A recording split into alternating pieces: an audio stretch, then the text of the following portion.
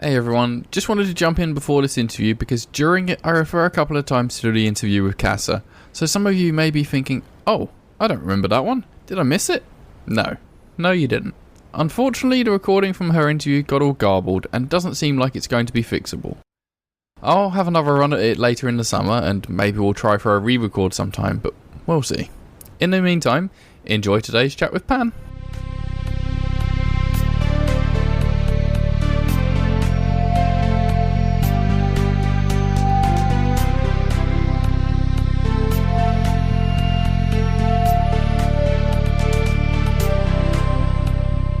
Welcome to Cybertopia Cast Interviews. Tonight we're talking to Pan, who played Nox in Cybertopia. So, Pan, why don't you introduce yourself and tell us a bit about your character?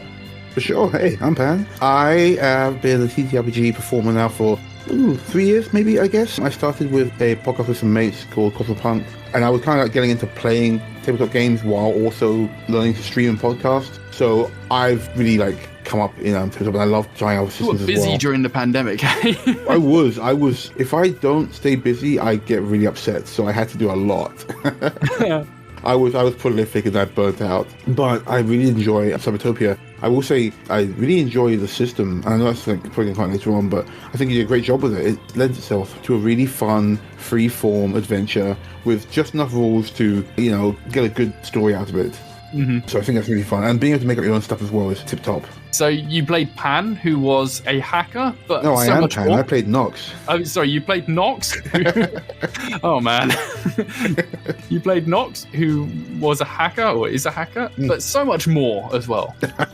Nox was great fun, actually. I didn't really have a character in mind for him, but playing through Thieves in the Nightclub really solidified him as this kind of silly party guy who could get serious, but was kind of just in it for the giggles.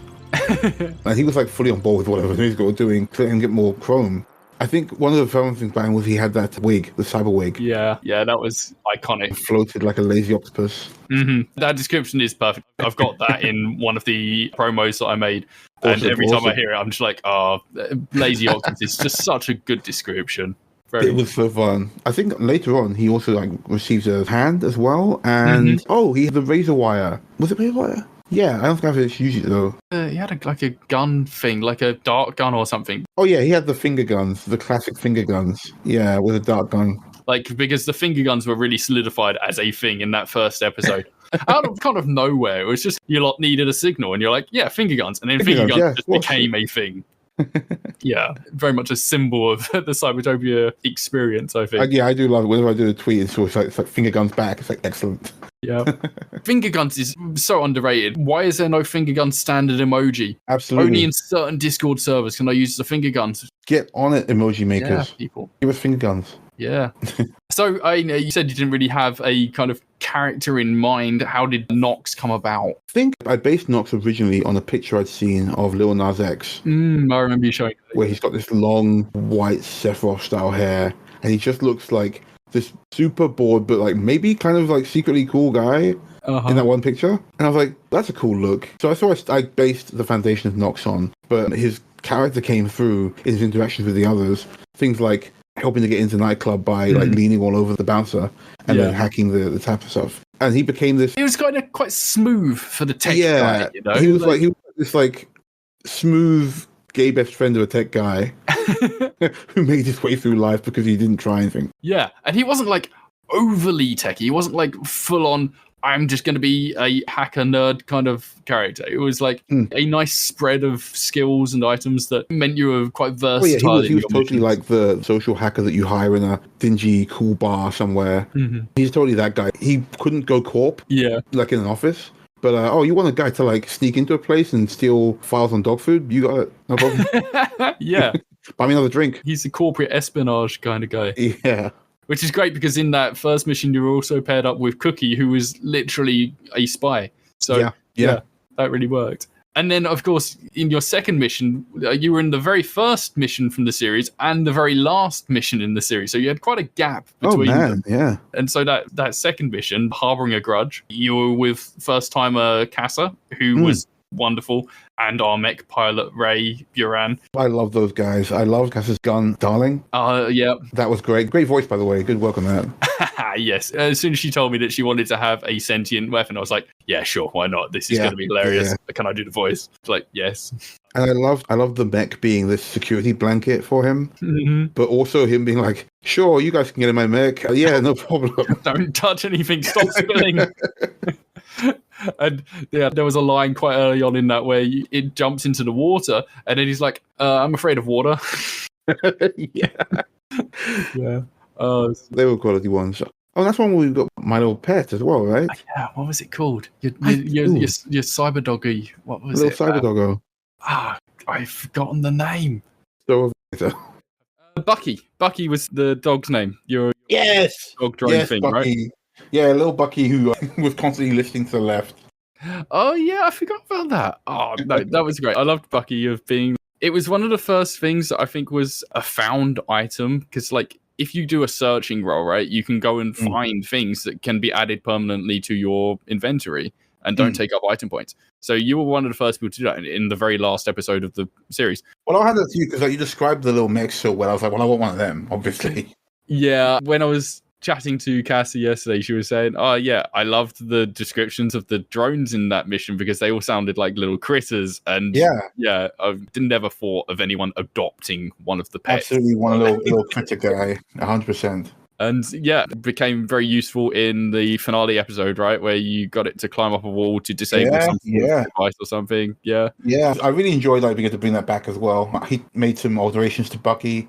And it was fun. It was a lot of fun to have it. Like it's just like little.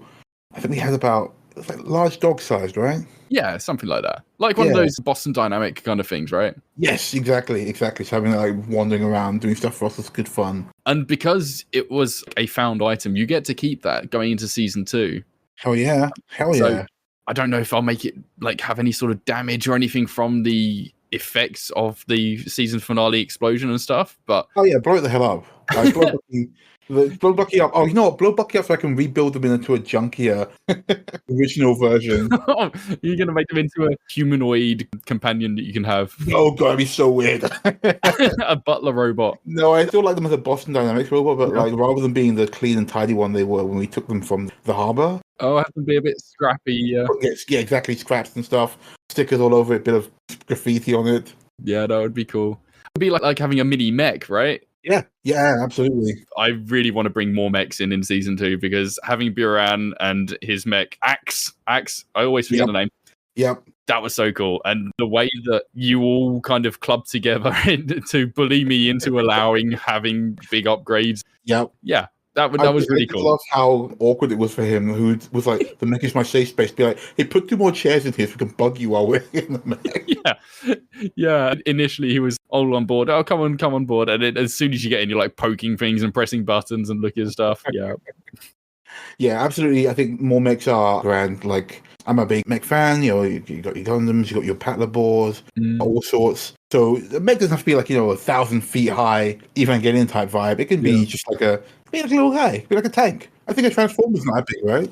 Have you played Beam Saber? I want to. Like, it looks like right up my alley. Yeah. You've done Lancer though, right? Yes, I have. I love Lancer. The world building, fantastic, and it's one of the few games I'll play with a map. Yeah. I think you've got to. Yeah, I'm normally a theatre mind kind of gal, but with a map, I was like, okay, Lancer's very much like tactical, and I love that.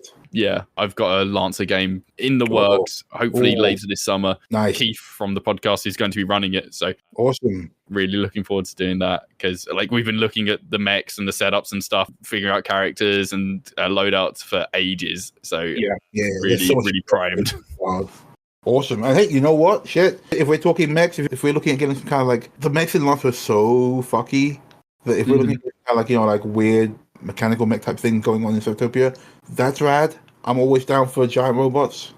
Yeah, I mean, I'm kind of sad that Ray has left the podcast because, having Buran and Axe in there was really cool. So it was really nice being able to include him in the finale, even though he didn't actually play in the finale, but to have the mech have a pretty integral role in causing the big smash into the rooftop and allowing the kill team to get inside through that. To still have him be part of it was really cool. But it's sad that he's not going to be around in season 2 to do more mech shenanigans. Well, I mean, if there's a spare mech going around, I have no issues with taking up the mantle. Oh shit! Oh, Yeah. that's a killer point actually, because the mech was crashed into the building, and Amazing Corp were trying to pretend they had nothing to do with it. So, like, yeah, there's probably a mech still crashed into that building. You don't want to leave a mech behind, right? Mm. I love the idea of. I've used this idea before because I love the concept, but using like a little like identity chip from Bucky to put in the mech. So just like you can either have Bucky as a little dog guy, or you can have Bucky as a mech, a powerful mech that still has somehow maybe dog-like intelligence. Yeah, maybe this could be a whole thing of like Bucky is going to be damaged, and maybe he can be fused into Axe and become Bucky Axe or something. Oh my god, yeah. Bukaxki. No, wait. Oh no. Wait, no. That would be really cool, I think. And to have a big dumb robot friend that you can just kind of call into battle or whatever when you need. Because I mean, Nox is not a battler. He's not a hardened person or anything, but occasionally may end up getting himself into situations where he needs some. Like more than 2 meters of Nox, they just faint. Like if all the long range stuff didn't work, oh no, it's all over. Yeah, that would be cool. So, I mean, any other favorite moments that you've had from the sessions that you did? I guess you only did 3. There was the first episode, the Thieves and Nightclub, Harbouring a Grudge, and then the finale episode as well, which was pretty swift for your group, actually. So, yeah. Anything that stuck out particularly for you? Fun of it wasn't one of my episodes, but it was the train one. Oh, Off the Rails, yeah. Off the Rails, yes. That's come up a few times. That's a quality one. That's a quality one. And I like Tower of Darkness as well. Mm-hmm. Tower of Darkness is a very different. It's a different vibe. It's a very different vibe, which is great because again, it shows all the things you can do with the story. Yeah. But I think, and then in my ones, I did really like getting into the nightclub and like the sneaky planning stuff in Thieves Nightclub, but also the banter I think was quality in Harbouring a Grudge. Yeah. All of the groups you were in were really good for, and I guess all of the groups in general were just very good at bouncing off each other. Great bands. Yeah. Were there any characters from sessions that you weren't in that you thought were really good fun that you'd like love to play with again? Oh well, I mean, Tim's is my favorite. I did do a session with him, obviously, but just as Jeff went on playing him, he just got better and better. I really enjoyed him. In the Tower of Darkness, when he gets all sad, and I was like, oh, why have I done this? Why have I made him sad? This is going to be terrible content. He played it so well, man. Yeah. And that guy's got a voice for radio for sure. Great voice. Yeah. But those are two that stick out the most to me, I think. Cool. How did it feel? Because you did have that big gap. Like, usually when you're doing actual plays and stuff, it's like, oh, we will record every week or every other week or something. I guess I've never run an actual play before. So this is my first experience of doing it. I've always felt like it was a bit like a double-edged sword of, oh, it's nice having the flexibility to be able to just drop in, drop out sort of thing. But then you do obviously also have those big gaps sometimes between sessions. How did it feel for you as a player? It was, I think the third time in the finale definitely was a little bit harder. Getting back into the character and that. Yeah. But I always found that the opening bits you did, where we were all in our beds and being like given our missions or berated by whoever's in charge at the time. And then being allowed to talk to, what was his name? The poor soul that was... George. George, who got buggered by everybody. Yeah, and then eventually fired. Yeah. So that always was good to get back into it. With Nox, it was easy because I could do his whole... he's got his system. He puts on his wig, he checks his clothes, blah, blah, blah.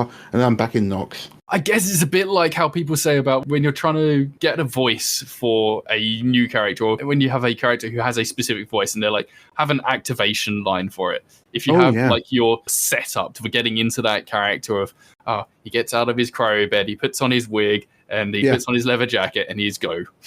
Yeah, that's it. Like describing the wig and his clothes usually gets me back into his mindset, especially the wig. Yeah, that up the wig is like standard to Nox. Gotta have that on. I would love to have like a live action play of this and have some see that wig in action or animated or something. Animated. I am too short to play Nox.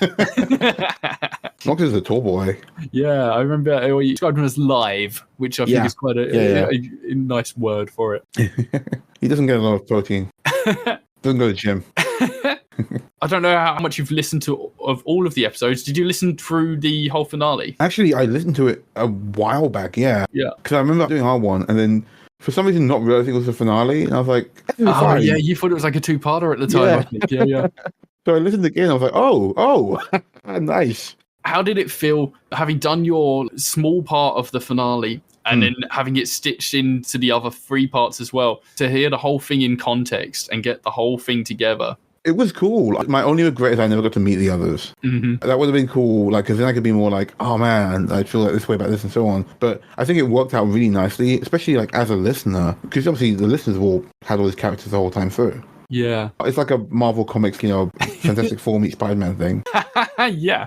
No, like, it was really interesting being on the other side of it, being the editor and knowing all of the stories and having done every mission, whereas you guys had only been in 3 missions each or 2. Some people only did 2. And I knew everything that had gone on with everyone.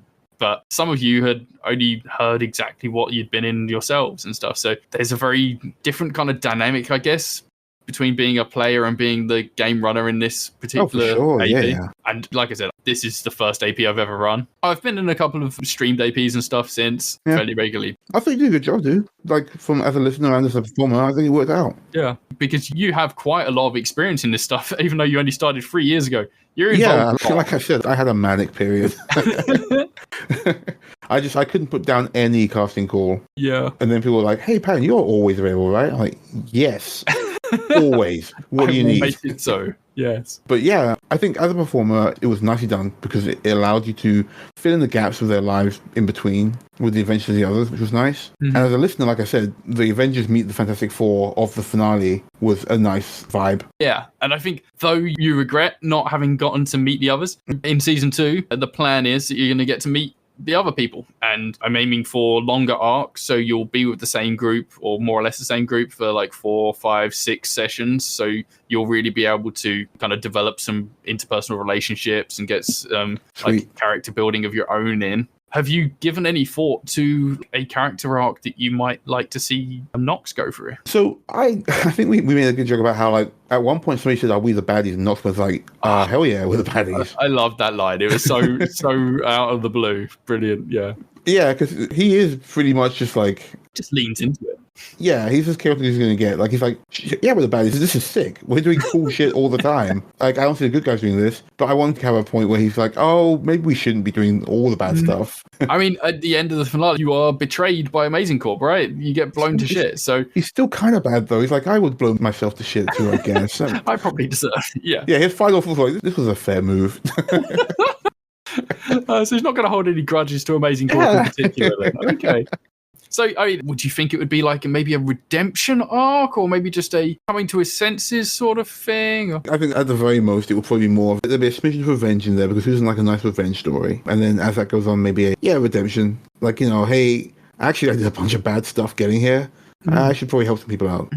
I could imagine maybe at some point he goes too far or something. Yeah. And that pushes him to the point of, oh no, that was actually bad. Yeah, for sure. Interesting. I love thinking about the possibilities for the characters, and especially like I can't wait till we've actually started season 2 or even like gotten to the end of season 2 and look back at these and think, oh no, that didn't happen at all.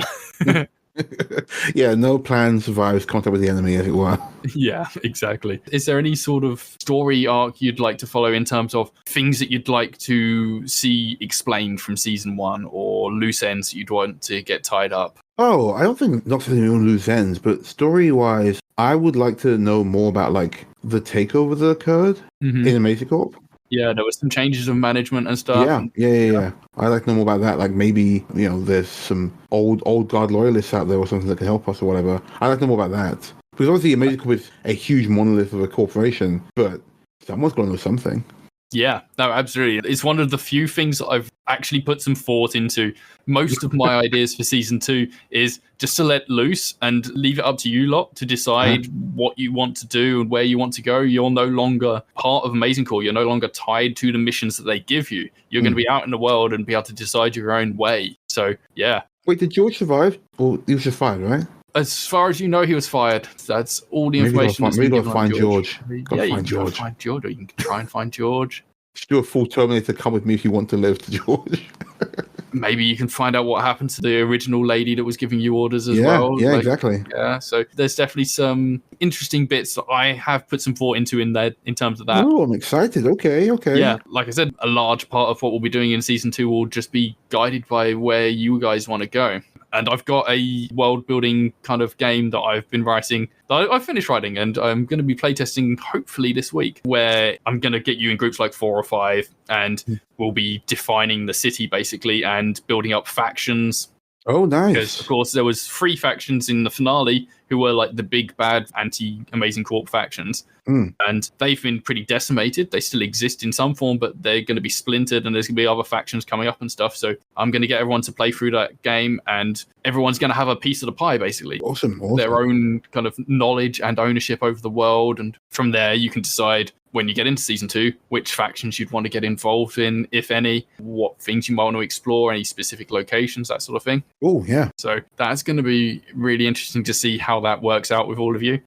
Do you think that Nox is the kind of guy that would seek to join another organization, or would he go freelance at this point? I think Nox would probably do both. He'd probably join an organization and take jobs on the side. Oh, okay. Bit of a mercenary kind. He'd want the safety of an organization, but also the freedom to do whatever he feels like. Yeah. Yeah, he's been tied down by Amazing Corp for too long. Yeah. He needs to let loose. I get you. Yeah, definitely. Like, if you need some secrets from another company, he can probably get you in there. But he'll want to be like... What do you think he would do? Like, what would be his first kind of port of call after somehow surviving this explosion? Oh, the first thing you got to do is go, like, firstly, get all your Chrome checked out. Make sure everything's on point, because without that, a hacker is worthless. And then you go and beg favors from people that maybe you wronged in the past, but in the hacker circle, it'll be more like a frenemy thing. It's like, oh, you got this first before I did. There's a lot of, like, posturing. So you have to be like, hey, I know I kind of screwed you guys over on this deal 4 months ago, but could you help me? And maybe like has to work his way around that. Yeah. I mean, speaking of which, checking out your Chrome and stuff, you're going to have dramatically reduced item and skill points in Season 2. No, my Chrome! At least at the start. My sweet Chrome! Because, I mean, you're no longer in Amazing Core. You don't have access to all their facilities and stuff. Your stuff probably got pretty damaged during that finale. Oh, his wig sputters out. There's no hair. Oh, no. Or maybe it's all like frayed and just like bits of wire and stuff now. Split ends. It's no longer moving like a lazy octopus. Oh, yeah, without the hologram over the thing, it's all wires and split. Oof. Oh, man. Yeah, he's definitely going to have to go and beg help from somebody then. So I was going to ask what would be the iconic things that Nox would be keeping. I'm guessing the wig is at least one of them. 100% that cyberware wig is staying. You'll be able to keep your dog because that was a permanent Hey, item. all right, that's good. I was thinking about that. Yeah, you get to have the dog. Got my dog. I guess, you know what? I have that detachable hand. The finger gun hand. The finger gun hand, yeah. Yeah, you got That'll do. I guess if I can keep those 3 things, cool. Yeah. Okay. Yeah. Yeah. It's such a look, right? We have to get character art done. I have to scrounge up the cash and get character art done because Nox in particular has a very good look with the dog companion and the hand and the wig. No, so good. I love that the dog was like something that organically happened as well. He didn't just start with a dog. It's like, we hacked this bot and I just kept it. Yeah. Yeah. I'm surprised you didn't try and take on I'd like the loader mech as well, and maybe something else. Always trying to get a bit more out of Amazing Core. Yeah. That was your whole deal, right? Hey, look, I'm here to do a job, but if I can slide some extra credits my way. Is there anything that you'd change? Like, would you want to be a more, combat-focused character? Or if you were to roll up a second character, for instance, what kind of way do you think you'd take it? If I did a second character, yeah, I think Nox, his personality is the kind of guy who hides behind a box trying to hack a door open while other people fight. That's his kind of personality, that's fine. But I probably would make up either an assassin type, some kind of slinky... You ever seen Batman Beyond? Yeah. You remember the character Ink? This, ink-based woman? She was, all liquid and stuff. Man, we're going back a bit. I'm sure some listeners out there going, oh, yeah, absolutely. So this is for you guys. But I want to go that kind of this is inky, a 90s reference, isn't it? So all my references are 90s references.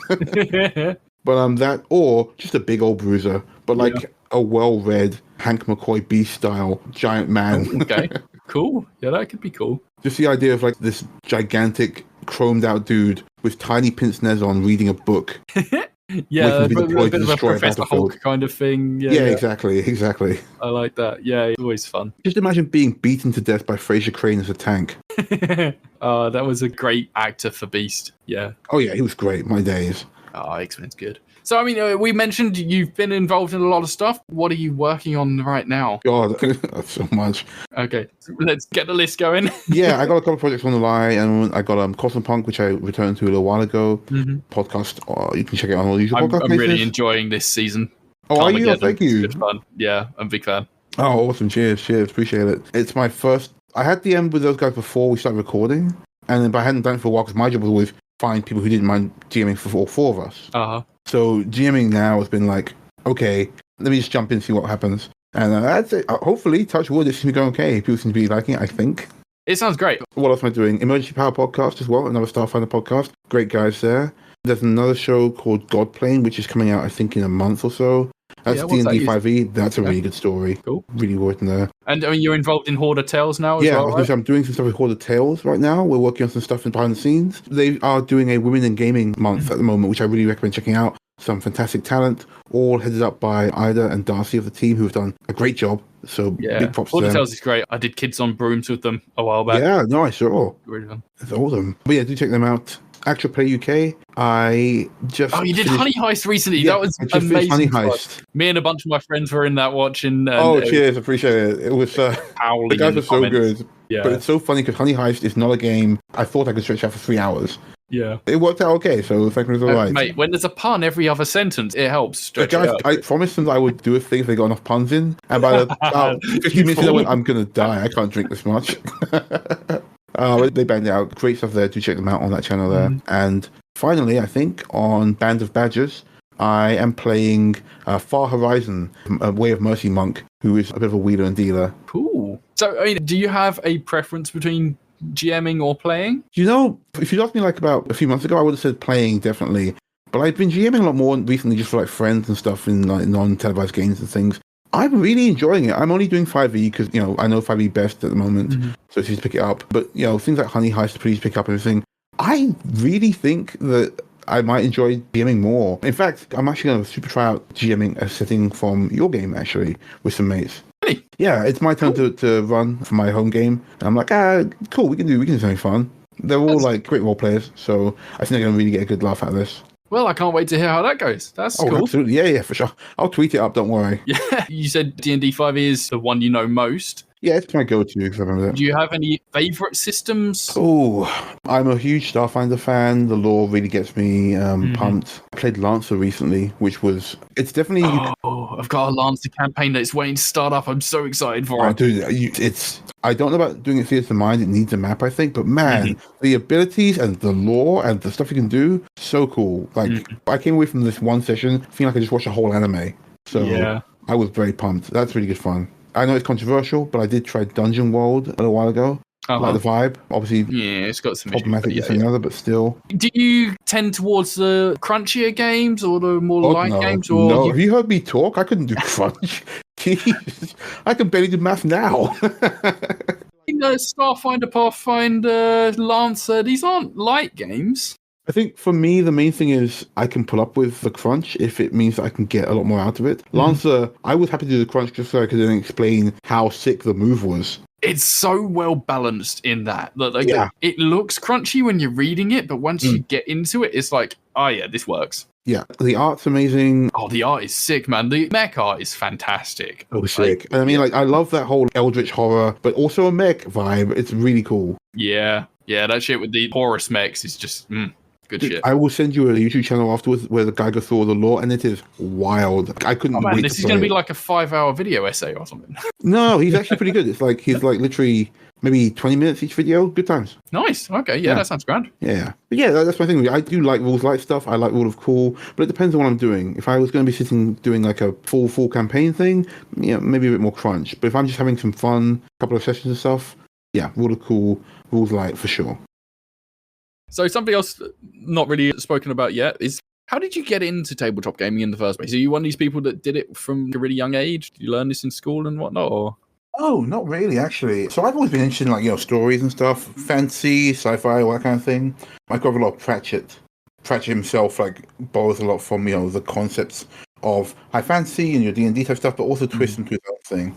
And I was always into the concept of D&D. It was also I couldn't get we're about Simish. You'll probably remember the meme of a guy running around yelling lightning bolt. Oh yeah. And I attack the darkness, and I was all like, this sounds interesting, but it sounds like it's also played by a bunch of weird nerds. And I'm a weird nerd, but I'm not that weird. yet. I kind of had a similar relationship with this sort of stuff. I knew that role-playing games and D&D and stuff existed from quite a young age, but I was more of a video game nerd and a muso. Exactly. I play RPGs all day long, like mostly JRPGs, but you give me that shit all day long, I'd love that stuff. Yeah. And it wasn't until a friend of mine, really was at a Christmas party, her brother was throwing a party, we were just kind of like hanging out doing that much. She was like, who wants to play D&D? And slapped down, she'd built like a house just full of traps and stuff just to wander around. Like a physical model? Well, yeah, for her actual party. Oh, cool. But she had like this box that she separated, built into rooms and such. And she was like, well, we're just chilling out anyway. I want to practice this bit for my party, play it. You guys are in this house full of traps. It was a gnome Macaulay Culkin, and I can't remember what their name was. And it was so... when we found out at the end that we were after this little wizard gnome Macaulay Culkin trap master. Well, we didn't even get it, actually. He caught us in the traps. We didn't do so great. But that was my first experience playing D&D. And after that, I was really into the concept. I mean, that sounds like an awesome intro. Honestly, it was great. She was just like, yeah, I need to practice my friends like next week anyway, so here you go. She gave us some sheets already. She had like a bunch of NPC sheets she had ready to go. I think I was a Tabaxi rogue. My buddy was a Goliath barbarian, I think. We just smashed stuff up half the time. Cool. But we survived, so that worked out. Yeah. But it wasn't until I saw a movie called The Game of Darkness Rising, where... Have you seen that one? I don't think so. I will send you a link. It's free on YouTube. Yeah. Check it out. It's basically a movie about a D&D campaign. Oh, cool. And it was the first time I was like, oh, it's telling a story with your friends, not just dicking around and doing math. We were all drunk at this party, so it was like, sure, it was just like role play. I take it this was quite a small party. It wasn't just like 4 of you in this big room of 50 people. Oh, yeah, we were right in the middle of the room. It was bumping in the dance floor, actually. It was like, excuse me, do you mind? Everyone's having a rave around I'm rolling to stealth right now. Could you not keep grinding on me? Thank you. That's my normal life. That's not even the party. But yeah, no, it was a small house party. We were all just chilling. Yeah. And from there, you've somehow ended up being in podcasts and actual plays and stuff. How did you get involved in the whole Cosmopunk thing? Oh, God. So I think it was just before the pandemic. We were just sticking around. Some friends were sticking around. We tried a game called... Oh, you know what? It's slipped my mind right now. It was a transhumanist game. I was a war mech with a top hat fetish. He just loved hats. He just really liked... Because it reminded him when he was human. So he kept buying hats. That's cool. And then we went on from there. We were trying to find new things to play. I ended up playing Starfinder. And after a while, we were just like, this is a good laugh. The races you can be and stuff in Starfinder are really wacky. But a lot of my friends are furries. So, of course, we're like, also furry characters. Because it's easy to get them interested. And we're just sticking around from there, really. And then, because my memory, as you can probably tell, is bad. So... So I would just record sessions and be like, instead of notes, be like, oh, that's who that guy was. Okay, I get it. Thank you. But after a while, Cy on Cosmopunk, I actually had some free time, put sound effects and stuff to the episode, the whole thing. And he was like, hey guys, I threw this out there. And we were all, holy shit, this sounds like a podcast, guys. Yeah. So we were doing it anyway. Like we took turns to edit them and stuff for fun. We just started putting them out there. And through putting out Cosmopunk, I ended up meeting a lot of people doing other stuff. And by that time, I was fully bitten by the bug for roleplay. Plus, the pandemic was like just about revving up, and I had lots of free time. Mm-hmm. So I just jumped into everything I could. I figured I'd definitely get a game if it was like a stream game or a podcast or something like that. So I was like, yeah, I'm down. I'll play. Sure, that's fun. And I'd like to think I got better at it. I hope so. I know how numbers work now, at least. Cosmopunk particularly was like a happy accident. And then me getting into like other streams and stuff was... I just like people. I like role-playing and making up silly characters and having fun adventures and stuff. And I like performing. So, hey, it was an easy mark for me. It was that or pro wrestling. Yeah, and I mean, you do a really great job of it. Cosmopunk's great, and all the other stuff that I've listened to you in, you've got a real way, like whether you're being the game runner or a player, there's always a lot of fun going on around you. So, yeah, you can feel that enjoyment of the craft, you know? Oh, thanks. I appreciate it. And like I said it before, I say it again, I really enjoyed the games, you and the guys, and I'm really looking forward to more. But yeah, I mean, like, honestly, it's been great trying out new stuff. I didn't want to be stuck in the D&D bracket. There's so many fun games out there that you don't often even hear about.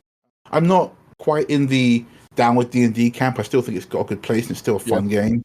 But I'll play other games. Hey, if you can get a game. Do you have a preference of genre? Do you prefer sci-fi these days, or you just like anything? Oh, wow. I guess it depends. I think for me, I'm a sci-fancy guy. My general touchstones are your Star Warses, your 90s anime, your Macross, I love, the whole, it's a fantasy world, but we also found a spaceship because anime or whatever. So I love like mixing stuff in. I'm not So kind of guy Starfinder really is the perfect mix for you then. It really is. It's really my vibe. Like, I mean, I've played other games, Stars Out Number and such. They all work out really well as well. But I think that I like the vibe, I like the lore of Starfinder, and I like the species and stuff. So it's all fun. I do. I really enjoyed the season where you did the kind of crossover to D&D world when you're in the virtual reality. Oh, man, yeah. That was a really cool season. Yeah, that was fun. I think it's wild because it'd be like, roll me a intelligence check, but not you or your character, but your character playing your character. You're like, right. Yeah. Yes. I'll roll the intelligence check in a different system to see what my character knows so that their character can know the thing that I already know. Okay, cool. Yeah, I'm rolling this. Definitely a roleplay challenge there, yeah. Yeah, it was good fun, though. It was good fun. It was definitely stretching the chops, as it were. Stretching the chops? Is that a thing people do? Yeah, probably. Yeah, my chops got well stretched. Do you have a preferred kind of archetype or class that you like to play? Are you a roguey kind of person or wizardy? Or Do you know, I'm a sucker for, if I get into a new system, I just pick fighter. I'm just like, I'll figure out spells and stuff as I go along, but right now, I just want to know how it's working, what I can do with the rules. I'm going to stab it. Can I not stab it right now? Cool, I'll learn about it. Stick with the basics. Yeah, I like being a fighter, and there's so many different archetypes of fighter. That said, I often will pick whatever I think the party like is lacking or whatever. So I often end up being your buffer character or your clerics or your kind of... your support. I like playing support. I like it because I'm really mean. So it's not that I want you to succeed, so I don't want to make you look bad. I'm kidding. Apart from some parts I join, I'm kidding. But otherwise, yeah, it's like, hey, let's make sure everybody stays alive and has a good time. Yeah. So yeah, support. I'm not really much one for busted builds. So if you're like, my wizard can do a bajillion damage, I go, shit, okay. I've always been one of these people that's very much like, I don't like having too many options. Like a fighter is pretty good for me because it is mostly just stab. Right, yeah. How do you want to stab a guy? It's fine, great. But when you've got like a bajillion spells to choose from, and then you have to look through the list and see what's relevant and what you can do, and oh man, it's a lot to keep track of. Yeah, being a wizard can be tough. I think if we're sticking with D&D type stuff, a warlock's good. Or I actually am playing Artificer right now. It's got no magical ability, but all their stuff is in items. So I just have to. It's actually like a video game. But yeah, I've got this wand of fireball. I've got this staff of ice knife and so on. So I can just use it like that. I find too many spells gets confusing, especially when it comes to what level you want to cast at and blah blah blah. So I try and build to one very specific idea I have and stick to that. Yeah, I'm actually kind of stretching my own chops recently. Chops. I'm playing in a West Marches game. Been playing in it for nearly 2 years now, actually. Nice. And I play a family of dwarfs. What, a family? Yeah, the whole family. Only one at a time, but it's meaning... West Marches, gotcha. Yeah, because so I'm taking the opportunity to try to test out all of the different classes. I've only got 3 characters so far, but I've got a 4th on the way. So I've started with a fighter, and then I've got a bard and a barbarian. And so the next one is a sorcerer. So I'm gradually working my way through and getting into the more complicated things and seeing what I really like the feel of. I'll say it now, after nearly 10 years of playing, I still don't know what a sorcerer is compared to a wizard. I'm never going to play one. Wizards are nerds, and sorcerers are the naturally talented people. Right, okay, so... Wizards have to learn their spells from a book, whereas sorcerer just knows their shit. Like, I looked at it, like, okay, sorcerer points, you can upcast spells, you can twin cast spells. That's too much. Yeah, sorcerers can do some magic. That's what I want to do. I think, bard is probably my standard too. Some spells, not too much to go on, mostly stabbing. I find with bards, there's always that pressure to be a bit more like performant, you need to be making a big deal out of things and doing speeches or songs and being very kind of descriptive in all of the things you do. I'm not sure I'm quite there. Like some of the people I play with are really good at improvising rhymes and songs off the top of their noggin, and I'm just like, I don't know, she'll say some sort of poem or something, do a lullaby to get everyone to go to sleep, and that'll be that. Oh, I had that. I was playing in a game. I was like, I'm going to use silvery barbs, and the GM went, "What do you say?" To throw them off. I always want to be able to. You look dumb, and your hair is stupid. All again. They're like, "What is your insult for the vicious mockery?" Oh no, Yeah, what have I God, done? hello, your mum. Every time it's your mum.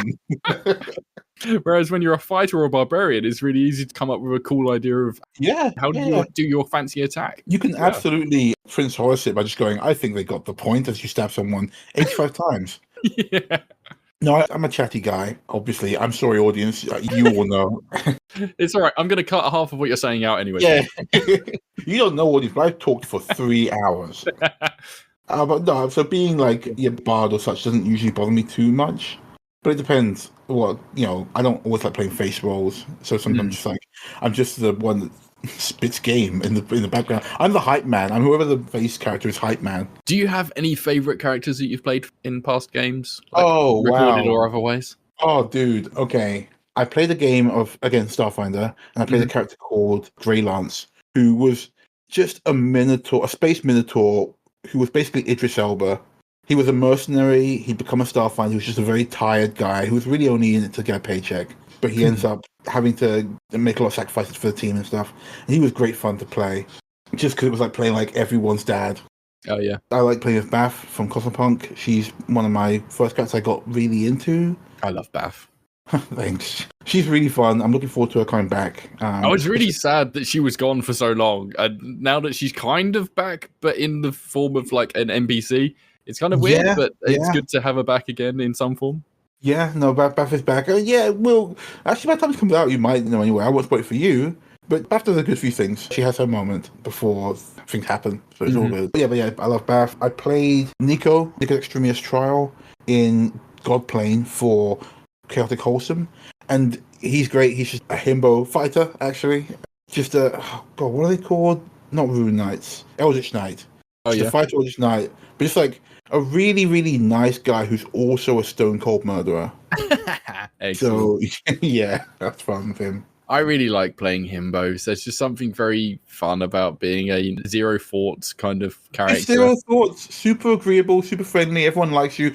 Occasionally you stab people, but no one has to worry about it. I'm a nice guy. Yeah, and yeah, being a really friendly himbo as well. So you just want to be everyone's friend and do good things and, I don't know, lick a battery or something. Yeah, absolutely. I think there's one point where I fall for a really obvious trap and get my mind switched with that of a fish, just because he's just too. He's not dumb, but he's like, wow, a weird looking fish. That's cool, and then gets fucked up by a fish. It's not dumb. It's naivety, right? Yes, yeah. Which is great fun. Yeah, I think that's probably my current two tops. I love playing as Nox. He's just so flamboyant and silly. Very enthusiastic is the wrong word, but like he's very forthright, I think. Yeah, he's a real like, well, I guess we're doing this. Let's do it then. Let's do the best we can, kind of guy.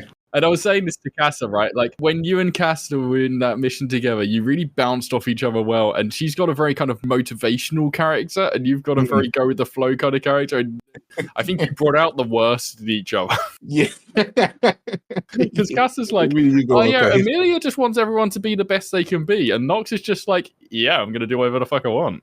The best I can be, so I can take this. That'll help me do the best. Hell yeah, we're the bad guys. But yeah, he was fun. He's a very morally ambiguous, but sleepy heart's in the right place kind of guy. Yeah.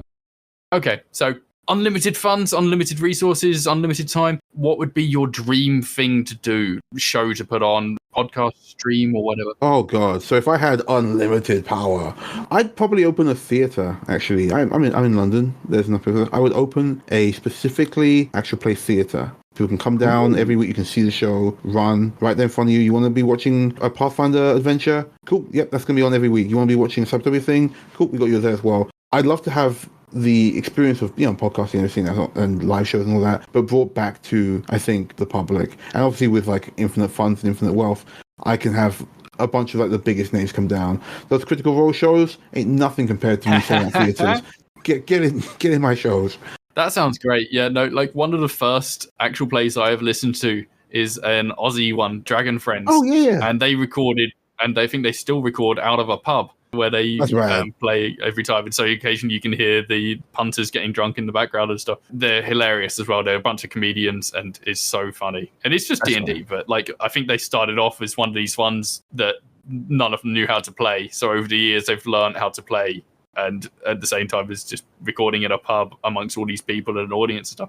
And as much as it feels like that would be a lot of pressure, like performing in front of people every time you're doing your game, the atmosphere and the vibe must be immense. Yeah, we had a live show. What was it called? Dragon Wings. Dragon Wings did a live show in our spot locally, and we went to show everything out. And it was very cool. They had a lot of audience participation. People were writing out like spells and potions and sending them up. Oh, nice. Yeah, it was a really, really nice vibe. And I remember sitting there thinking, like, yeah, I could definitely like just go to a show and see this every couple of weeks. It's awesome. So I think once you get over doing it like on a stream, doing it in front of an audience isn't much different. True. You go to a bunch of cons as well. Like, do you do games at cons and that? I do, yeah. Let's see now. I did a game at Confuzzled a year ago, a panel there. I don't do too many games like live games and stuff, but I do. I love to play. I love to meet people and stuff. Mm-hmm. I went to Dragon Meet this year, or was it this year? I think it was wish this I year. could get to Dragon Meet sometime. Oh, dude, for sure. Yeah. There's a con up in Scotland, though, right? Yeah, we got Tabletop Scotland at the end of the summer. Start of September, I think it's so. Yeah, jumping on that. God, yeah, so many. NFC, Dragon Con, UK Games Expo, Confuzzled. I think I was doing a lot more during the pandemic because they were all online. I was like, sure, I can sit here and stream for a day. That's easy. But traveling around is a bit like, maybe not so much. Yeah, and the time and the money, getting hotels, and even like the ticket prices for Games Expo and stuff is they get pretty high. I do like traveling, but I'm bound by the rules of the world I live in. Yeah, I mean the con scene in the UK is getting a bit better. Obviously, it's still nothing compared to some of the stuff you get out in the States, but we're getting some good traction. And I don't know why we don't have more cons on the Isle of Wight. Put a bunch of cons on the Isle of Wight, guys. It's a whole island designed for conventions. It's a pain in the ass to get to. There's like one ferry on and off. Yeah, but if more people were doing stuff there, they'd do more, I assume. But you are right, it is a pain in the ass to get there.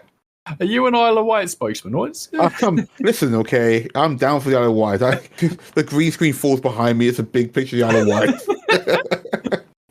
Yeah, I went to uni in Southampton, but I only ever went to Isle of Wight once. I've got so much coloured sand on the Isle of Wight. You know, you get that sediment sand, different colours? I got a bunch of that. That's random. Okay. I used to go when I was a kid, all right? It was a big deal for me as a kid. Really spied it. Yeah. Anyway, moving on. Moving on from Isle of Wight stuff. So yeah, and you do a lot of stuff. I do a lot of stuff.